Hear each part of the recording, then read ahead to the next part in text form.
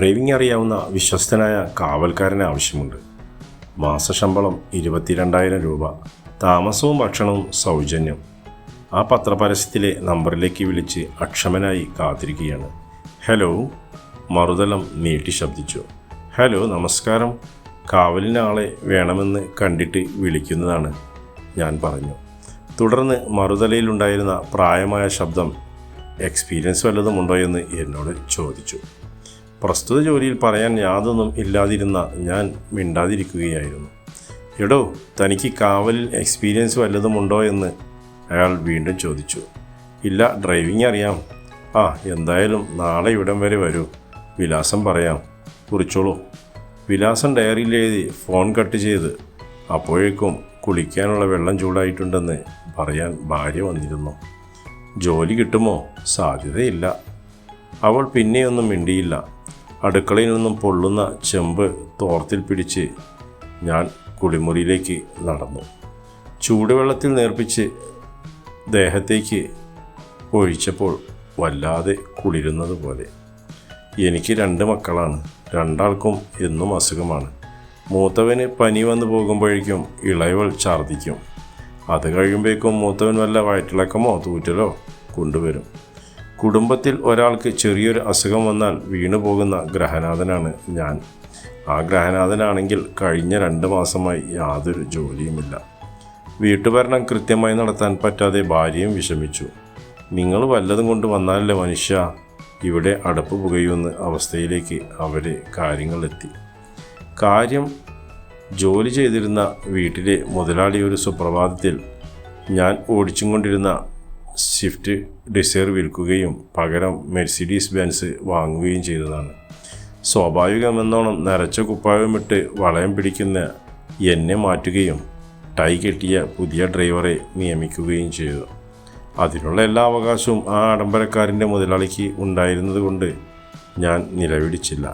പക്ഷേ സദാശിവനൊന്നും ബെൻസ് ഓടിച്ചാൽ ശരിയാകില്ലെന്ന അദ്ദേഹത്തിൻ്റെ അടക്കം പറച്ചിൽ കാതുകളിൽ വീണപ്പോൾ ഉള്ളു പൊള്ളിപ്പോയി.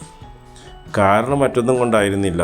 ജീവിതത്തിന് ഡ്രൈവറുടെ വേഷം മതിയെന്ന് തീരുമാനിക്കാനുള്ള കാരണം മറ്റൊരു ബെൻസായിരുന്നു.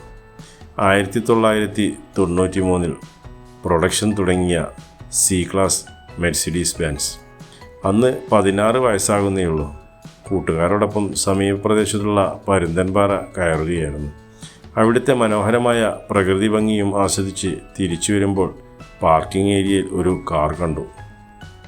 അതിൻ്റെ ആകൃതിയിലും വഴക്കത്തിലും മതിഭ്രമിച്ച് ഏറെ നേരം അത് നോക്കി നിന്നുപോയി. വൈകാതെ അതിൻ്റെ ഉടമസ്ഥൻ എന്നോണം 40 വയസ്സൊക്കെ പ്രായം തോന്നിക്കുന്ന ഒരാൾ വന്നു. സാറേ, ഇതേതാണ് കാറ്? ആകാംക്ഷയോടെ ഞാൻ ചോദിച്ചു. ബെൻസാണ് മോനെ, മെർസിഡീസ് ബെൻസ് സി ക്ലാസ്, അയാൾ ലളിതമായി പറഞ്ഞു. കൂട്ടുകാരോട് നടന്നോളൂ എന്ന് പറഞ്ഞിട്ട് ആ കാറിനെക്കുറിച്ച് അയാളോട് കൂടുതൽ കാര്യങ്ങൾ ചോദിക്കുകയാണ്. കൂട്ടുകാരൻ്റെ ചേട്ടൻ്റെ വണ്ടി ഓടിച്ചിട്ടുണ്ടെന്ന് ഗമയിൽ പറഞ്ഞപ്പോൾ നിനക്ക് ലൈസൻസ് ഉണ്ടോ എന്ന് ചോദിച്ചു. അയാൾ ചിരിച്ചു. ആട്ടെ, ഏത് കാറാണ് ഓടിച്ചത്? അംബാസഡർ. ധാരാളം എന്ന് പറഞ്ഞ് അയാൾ കാറിനകത്തേക്ക് കയറാൻ പറഞ്ഞു, അതും ഡ്രൈവിംഗ് സീറ്റിലേക്ക്. ചെരുപ്പിടാത്തത് കൊണ്ട് കാലിൽ ചേറുണ്ടെന്ന് പറഞ്ഞിട്ടും ആ മനുഷ്യൻ സാരമാക്കിയില്ല. ആ ധൈര്യത്തിൽ കൗതുകത്തോടെ അകത്തേക്ക് കയറി. ബാഗ് പുറകിലെ സീറ്റിൽ വയ്ക്കാൻ പറഞ്ഞതുകൊണ്ട് സമീപ സീറ്റിൽ അയാളും ഇരുന്നു. ഓടിച്ചോടാ. എനിക്കുണ്ടായ സന്തോഷം സ്വപ്നത്തിൽ ജീവിക്കുന്നത് പോലെയൊരു അനുഭൂതിയായിരുന്നു. അയാൾ സ്റ്റാർട്ട് ചെയ്ത് തരികയും റിവേഴ്സ് ഗിയർ ഇടുകയും വണ്ടി നിരത്തിലേക്ക് ഇറക്കാൻ ആവശ്യപ്പെടുകയും ചെയ്തു. ഗിയർ മാറ്റി ക്ലച്ചിൽ നിന്ന് കാലെടുത്തപ്പോൾ കുതിരയെ പോലെ അത് ഞങ്ങളെയും കൊണ്ട് മുന്നോട്ട് പോയി. പതുക്കെ അയാൾ പറഞ്ഞു. ഞാൻ സന്തോഷം കൊണ്ട് കൂവി. അപ്പോഴേക്കും മുമ്പേ നടന്ന കൂട്ടുകാരുടെ അടുത്തേക്ക് ഞങ്ങൾ എത്തിയിരുന്നു. അയാൾ വണ്ടി നിർത്താൻ പറഞ്ഞു. ഞാൻ ബ്രേക്കിൽ ആഞ്ഞു ചവിട്ടി. ഞങ്ങളെ 2 പേരെയും മുന്നോട്ട് തള്ളിയിട്ട് ആ ബെൻസ് നിന്നു. എന്നിട്ടും സന്തോഷമായില്ലേ എന്ന് അയാൾ എന്നോട് ചോദിച്ചു. ഇന്ന് ചോദിച്ചാലും സന്തോഷമെന്നാൽ ആ നിമിഷങ്ങളാണെന്ന് ജീവൻ അറിയാതെ പറഞ്ഞു പോകും. ഗമയിൽ കാറിൽ നിന്നിറങ്ങി വരുന്ന എന്നെ കൂട്ടുകാർ തലയിൽ കൈവച്ച് നോക്കിയത് ഇന്നും ഒരു സിനിമാ ചിത്രം പോലെ ഓർമ്മയിലുണ്ട്. അങ്ങനെയാണ് എന്തെങ്കിലും ഒരു ബെൻസുകാരൻ്റെ ഡ്രൈവർ ആകണമെന്ന ആഗ്രഹത്തിൽ ഡ്രൈവിംഗ് പഠിച്ചത്. ഏത് കാറും ലളിതമായി ചലിപ്പിക്കാൻ പഠിച്ചിട്ടും ആ ആഗ്രഹം നടന്നില്ലെന്ന് മാത്രമല്ല, ആ ആഗ്രഹത്തിന് എന്നെ തീരെ വേണ്ട എന്ന തലത്തിൽ ജീവിതം ഇങ്ങനെ കൊഞ്ഞനം കുത്തുകയും ചെയ്തു. അന്നേ രാത്രിയിൽ കഞ്ഞിയും കുടിച്ച് കഴിയുമ്പോൾ ഇഷ്ടിക കമ്പനിയിലെ ആളെ ഉണ്ടെന്ന് ഭാര്യ പറഞ്ഞു. ഞാൻ മിണ്ടിയില്ല. പിള്ളേരെയും പൊത്തിപ്പിടിച്ച് കിടക്കുമ്പോൾ നിങ്ങൾക്ക് പറ്റില്ലെങ്കിൽ താൻ പോയിക്കൊള്ളാമെന്ന് അവർ ചേർത്തു. വേണ്ടെന്ന് ശബ്ദിച്ച് ഞാൻ കണ്ണുകൾ അടച്ചു. വളയം പിടിക്കാതെ ജീവിക്കാൻ പറ്റുമായിരുന്നില്ല. അതുകൊണ്ടാണ് കഴിഞ്ഞ 2 മാസമായി ഡ്രൈവർ ജോലി അന്വേഷിച്ച് കാത്തിരുന്നത്. ആരും വിളിച്ചില്ല. കാലിയായ അടുക്കളയിൽ നിന്നും ഭാര്യ ഇങ്ങനെ കലിതുള്ളുന്നത് കൊണ്ടാണ് ഇതെന്ന് കരുതി ആ കാവൽക്കാരൻ്റെ ജോലിക്കായി അന്വേഷിച്ചത്. എന്തായാലും വിലാസമുണ്ടല്ലോ. പറഞ്ഞതുപോലെ നാളെ അവിടെ വരെയൊന്ന് പോയി നോക്കാം. പിറ്റേന്ന് രാവിലെ 10 മണിയോടുകൂടി ഞാൻ ആ വിലാസത്തിൽ എത്തിയിരുന്നു. കോളിംഗ് ബെല്ലിൽ 2 വട്ടം വിരൽ കുത്തി കാത്തിരിക്കുകയാണ്. ഒരു നരച്ച തല കതക് തുറന്ന് അയാളെ കണ്ടപാടെ കണ്ണുകൾ 3 ഇരട്ടി വിടർന്നുപോയി.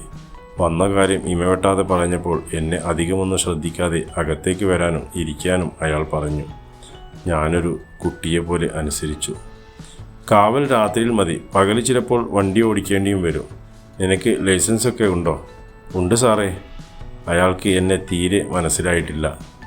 എങ്ങനെ മനസ്സിലാക്കാനാണ്? വർഷങ്ങൾ 20ഓളം കഴിഞ്ഞില്ലേ. ജോലിക്കാരൻ കൊണ്ടുവന്ന ചായ കുടിച്ച് തീരാറായപ്പോഴേക്കും കയ്യിലൊരു താക്കോലുമായി അയാൾ വന്നു. കുറച്ച് പഴയതാണെങ്കിലും ബെൻസാണ്. പോർച്ചിൽ നിന്ന് ഇറക്കിയൊന്ന് കഴുകി വച്ചേക്ക്. അറിയാം സാറേ, മെഴ്സിഡീസിൻ്റെ C ക്ലാസ് അല്ലേ. അത് കേട്ടപ്പോൾ അയാൾ എന്നെ സൂക്ഷിച്ചു നോക്കി. പണ്ട് പരുന്തൽമാറിൽ നിന്നൊരു പയ്യന് സന്തോഷത്തിൻ്റെ അറ്റത്തേക്ക് കൂട്ടിക്കൊണ്ടുപോയ കഥ കൂടി പറഞ്ഞപ്പോൾ എടാ വിരുത എന്ന് വിളിച്ച് അയാൾ എന്നെ പുണരുകയായിരുന്നു. ജീവിതം എത്ര വിചിത്രമാണ്, കൗതുകപരമാണ്. കാലത്തിൻ്റെ കുസൃതി പോലെ അവസാനം ചെന്നെത്തിയിടത്തെക്കുറിച്ച് ഓർക്കുമ്പോൾ തന്നെ സ്വപ്നത്തിലേക്കെന്ന പോലെ കാലുകൾ ചലിക്കുന്നു. ആഗ്രഹങ്ങളുടെ മെഴ്സിഡീസ് ബെൻസ് ക്ഷമയോടെ ഇത്രയും കാലം എന്നെ കാത്തിരിക്കുന്നുവെന്ന് അപ്പോഴും വിശ്വസിക്കാൻ പറ്റുന്നുണ്ടായിരുന്നില്ല.